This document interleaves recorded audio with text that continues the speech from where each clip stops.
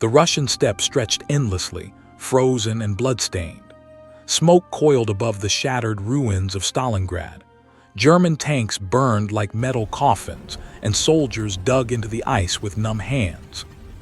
Field Marshal Gerd von Rundstedt, commander of Army Group South, studied the situation map under a flickering lantern. His face was stone, his eyes tired. He'd fought wars his entire life, but this was suicide. Hitler's orders were madness: hold every inch, no retreat, not one step back. But Rundstedt knew the truth. His men were starving, freezing, and dying by the thousands.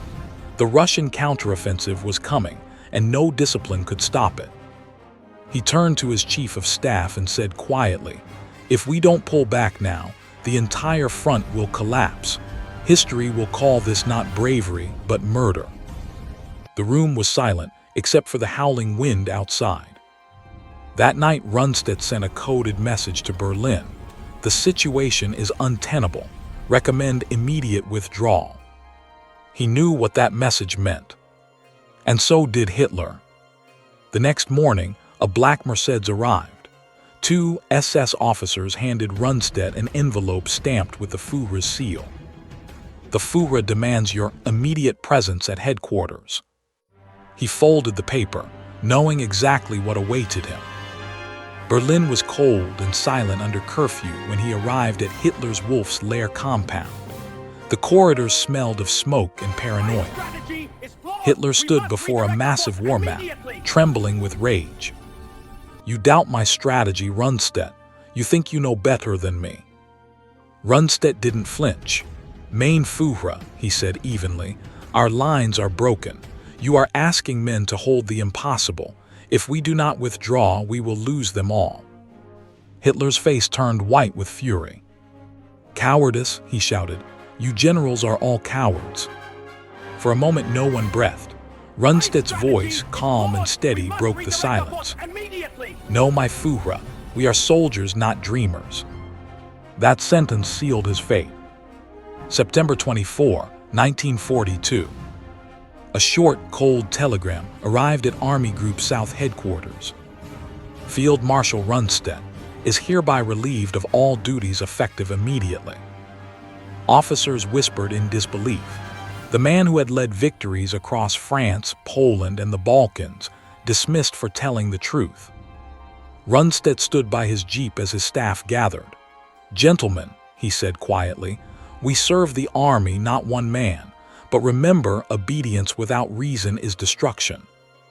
He saluted his men, then turned away from the front for the last time. As the convoy rolled away, artillery thunder echoed in the distance, the front line collapsing exactly as he had predicted. Behind him, smoke rose from Stalingrad, curling into the gray sky like the ghost of a dying empire. In Berlin, propaganda called it a necessary change in command. But within the army, Rundstedt became a symbol, a man who dared to speak truth to madness. His former aides were reassigned, silenced, or sent to the front. Many never returned. Hitler replaced him with men who would obey without question, no matter how hopeless the orders. In his quiet home, Rundstedt read reports of the Stalingrad disaster by candlelight. Hundreds of thousands lost, entire divisions vanished.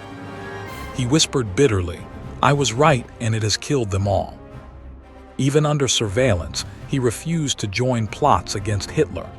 "A soldier's duty ends where reason dies," he once told his wife. But the burden of knowing never left him. After the war, Rundstedt was captured by the Allies. He was tried but never convicted.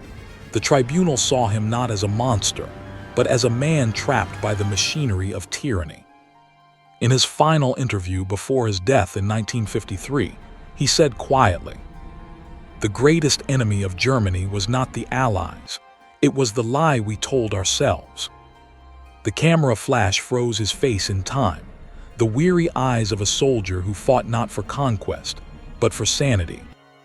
His story remains one of rare defiance in a world consumed by blind obedience. On September 24, 1942, a man lost his command. but history would later call it courage.